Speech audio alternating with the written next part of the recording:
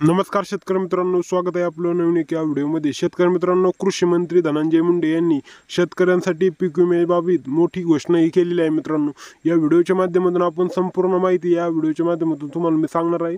तुम्ही व्हिडिओ पूर्ण पहा, चॅनलवर नवीन असाल तर सबस्क्राईब करून ठेवा। मित्रांनो, या चॅनलच्या माध्यमातून तुम्हाला मी पीक विम्याच्या संपूर्ण अपडेट देत असतो। मित्रांनो, कृषी मंत्री धनंजय मुंडे यांनी पीक विम्याबाबत एक मोठी घोषणा केलेली आहे। हीच घोषणा मी तुम्हाला वाचून सांगणार आहे। मित्रांनो, शेतकऱ्यांना शेती करत असताना मोठ्या संकटाचे सामने करावे लागत असतात।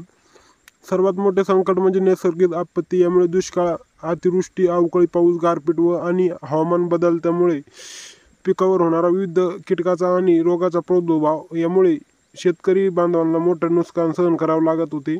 या दृष्टिकोनातून शासनाच्या माध्यमातून शेतकऱ्यांसाठी पीक विमा योजना सुरू करण्यात आली। मित्रांनो, शासनाच्या माध्यमातून अनेक अशा योजना राबवल्या जात आहेत। मित्रांनो, त्या योजनेअंतर्गत शेतकऱ्याला आर्थिक पाठबळ व शेतकऱ्यांच्या पिकाला पीक विमा अशा योजनाच्या राबवल्या जात आहेत। मित्रांनो, या योजनेमध्ये सहभागी झालेल्या शेतकऱ्याला नैसर्गिक संकटामुळे नुकसान झाल्यास भरपाई दिली जाते। मित्रांनो, शेतकऱ्याला दिलासा देण्यासाठी शासनाच्या माध्यमातून ₹1 पीक विमा योजना सुरू करण्यात आली। मित्रांनो, यापूर्वी शेतकऱ्याला पीक विमा भरण्यासाठी ठराविक रक्कम भरावी लागत होती, परंतु आता यात बदल करण्यात आलेला आहे। मित्रांनो, शासनाच्या माध्यमातून या योजनेअंतर्गत ₹1 पीक विमा भरण्याचा निर्णय हा घेतलेला आहे। मित्रांनो, या योजनेसंदर्भात अनेक अशा अडचणी आहेत त्या शेतकऱ्यांना सामोरं जावं लागत आहे। मित्रांनो, ज्यामुळे नुकसानग्रस्त शेतकऱ्यांच्या नुकसानाची भरपाई रक्कम वेळेवर त्यांना मिळत नाही। मित्रांनो,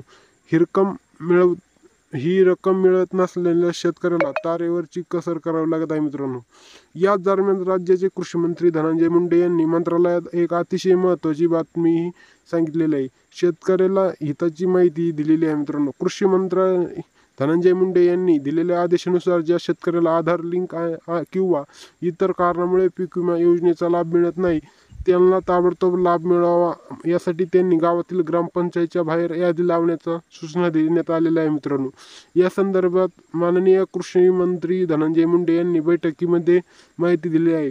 याच समितीची कार्य कशा व रचना याबाबत वेगळ्या सूचना निर्गमित करण्याचे सुद्धा त्यांनी निर्देशन यावेळी राज्याचे मुख्यमंत्री यांनी केले। मित्रांनो, यामुळे शेतकऱ्याला मोठा फायदा होणार आहे। ज्या शेतकऱ्याचे आधार लिंक किंवा इतर कारणामुळे पीक विमा यादीमध्ये नाव दिसत नाही, त्यांनी त्यांचे नाव आपल्या ग्रामपंचायतच्या बाहेर लावलेल्या यादीमध्ये चेक करावं। मित्रांनो, तर मित्रांनो, व्हिडिओ आवडला असेल तर लाईक, शेअर, सबस्क्राईब नक्की करा। जय हिंद, जय महाराष्ट्र।